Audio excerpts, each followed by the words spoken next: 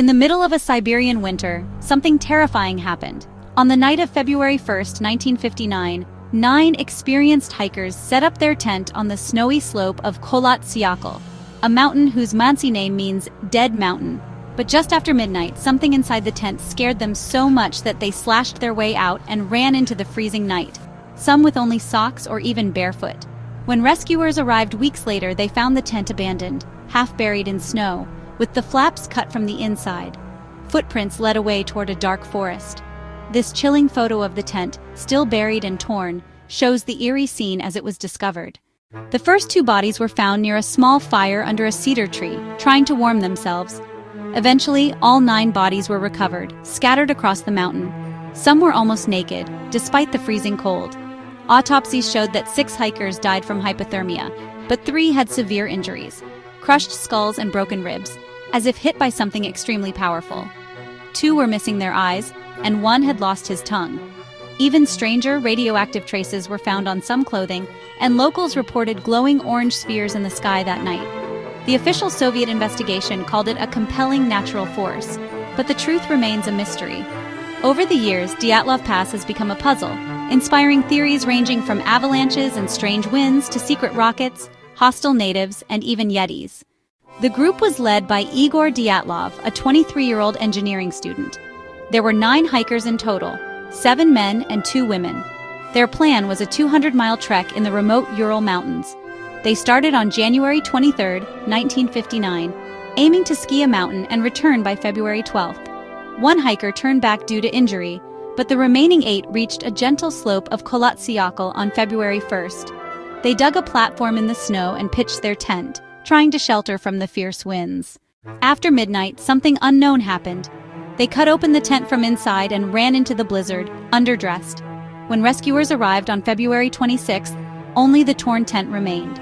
Footprints in socks and bare feet led down to a dense cedar forest, where 2 bodies were found by a small fire. Over the next month, the remaining bodies were discovered, 3 along the forest edge and 4 more in a ravine about 75 meters from the tree. The hikers had removed clothing to share warmth, wrapping weaker members in others' garments.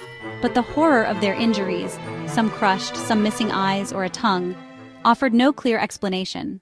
Despite decades of investigation, no single explanation fully accounts for the bizarre circumstances surrounding the deaths of 9 experienced hikers in the Ural Mountains. Over the years, a range of theories has emerged, each attempting to make sense of the tragedy, but none can capture the full complexity of what happened that night.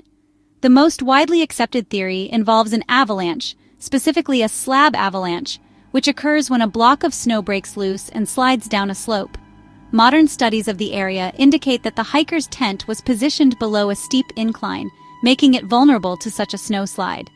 It is plausible that a small avalanche struck their tent, causing panic. In their desperation, the hikers could have cut themselves out of the fabric and fled into the forest in inadequate clothing, ultimately succumbing to hypothermia. This theory aligns with the evidence of their sudden flight and the scattered state of their bodies, yet it struggles to explain certain anomalies, such as the severity of some injuries and why some hikers appeared to have removed their clothes in sub-zero temperatures. Another intriguing explanation involves wind and infrasound. Certain atmospheric conditions on the mountain could have generated low-frequency sound waves, which are capable of inducing feelings of panic and dread in humans. If the hikers experienced this phenomenon inside their tent, it might explain their sudden and seemingly irrational decision to flee into the dark, freezing wilderness. Wind gusts could also have contributed to injuries, complicating the scene and adding a natural but terrifying force to the sequence of events. This theory highlights how environmental factors alone could provoke extreme reactions, though it leaves questions about the physical trauma unresolved. Human or military involvement has also been suggested.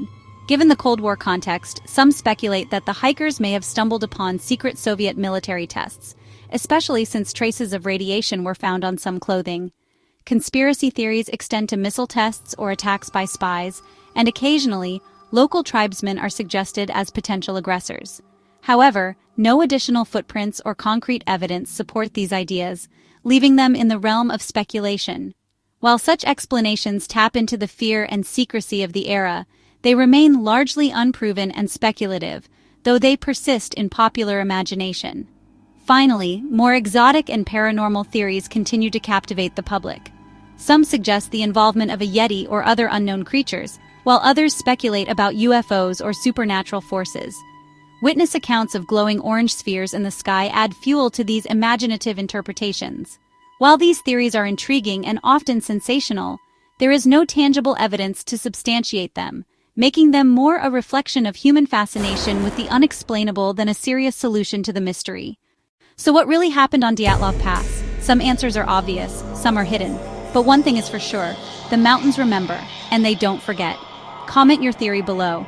And if you want more stories that uncover hidden truths, subscribe and turn on notifications.